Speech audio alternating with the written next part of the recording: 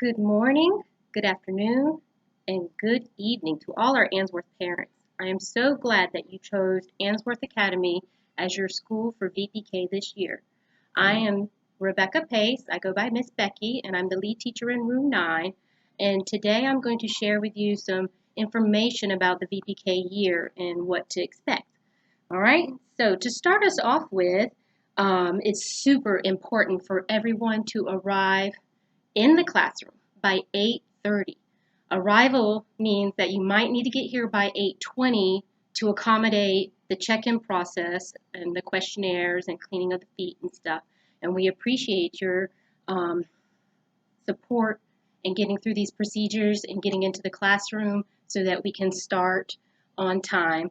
8:30 is when we begin to choose jobs and do some gross motor activities to get our wiggles and jiggles out because of us not being able to go on the playground this year early in the morning.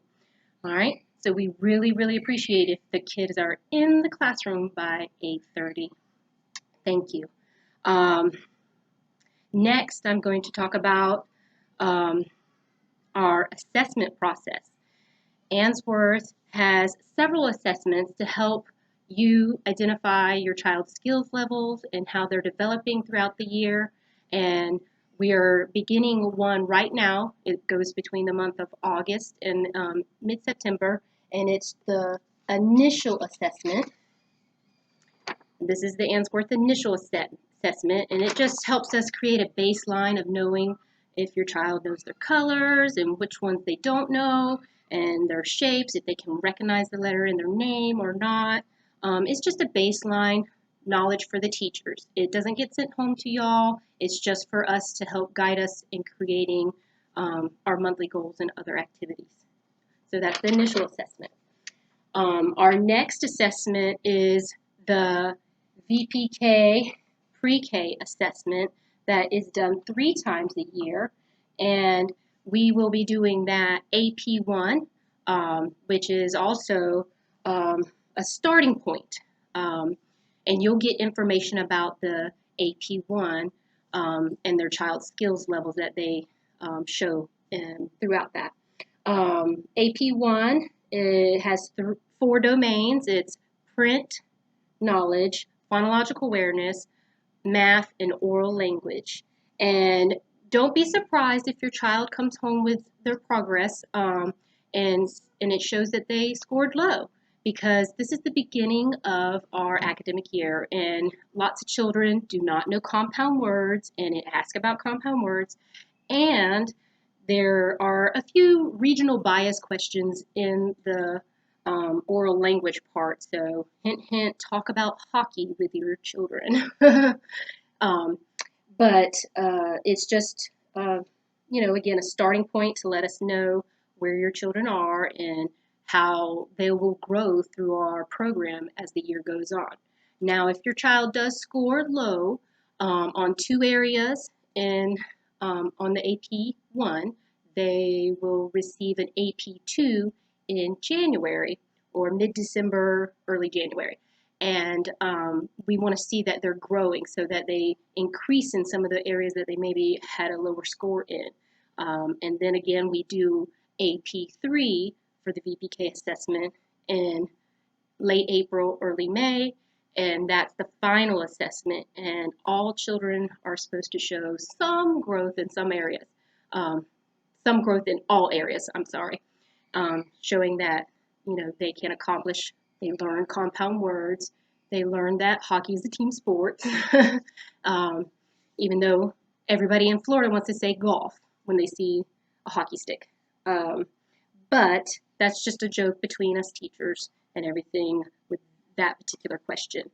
So the VPK assessment is done 3 times a year,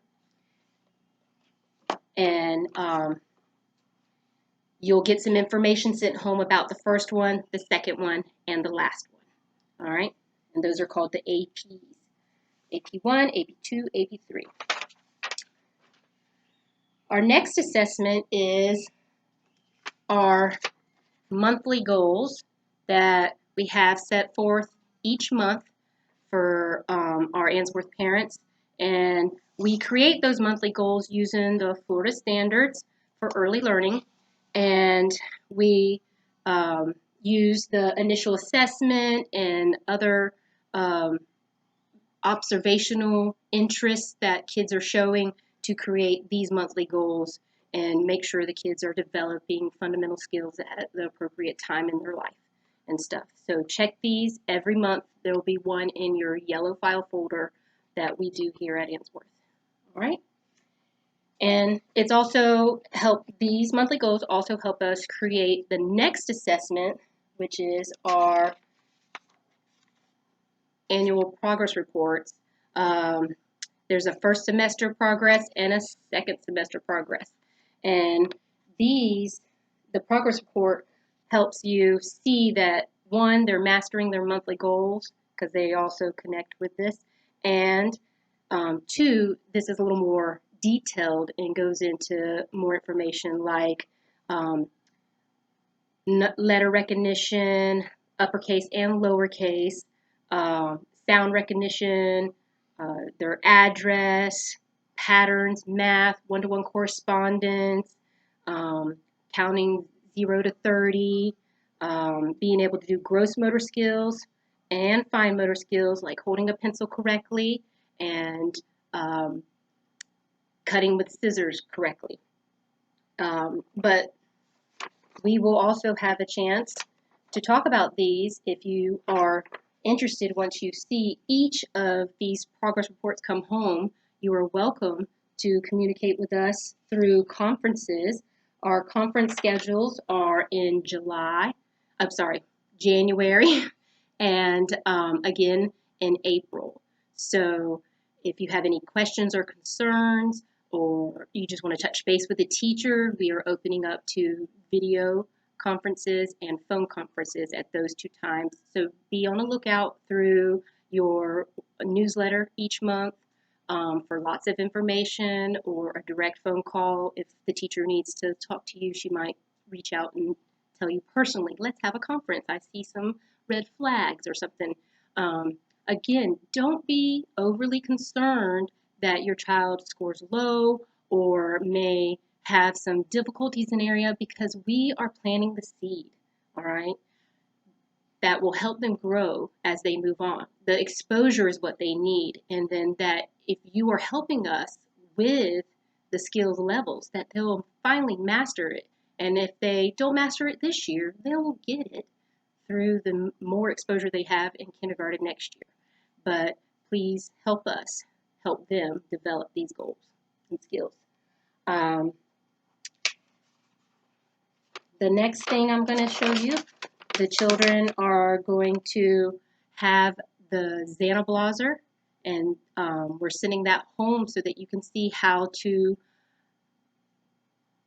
show them the correct style of writing to use, proper print. So they'll get the Xanablazer is the alphabet on a sheet of paper, and it has directionality of how to write letters, and it'll have their name on a strip, and you can use it however you like. You can pinch Play-Doh and stick it on there, it helps with fine motor.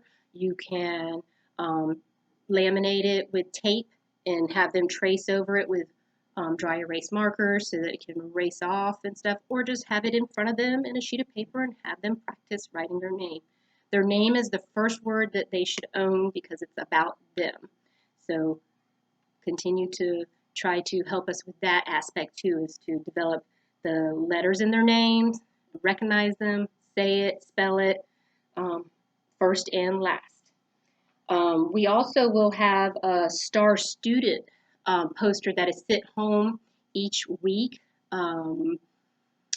for the children to fill out with you. It's going to be like a coloring board that asks about their favorite interests and everything, and we'll try to send it the week prior to your week of Star Student of the Week so that y'all have a whole week to color and work on it and the weekend, and then the following Monday that it is your child's Star Student Day for that week, then that's when you'll bring it in and your child will be able to share it with the class and talk about their interests.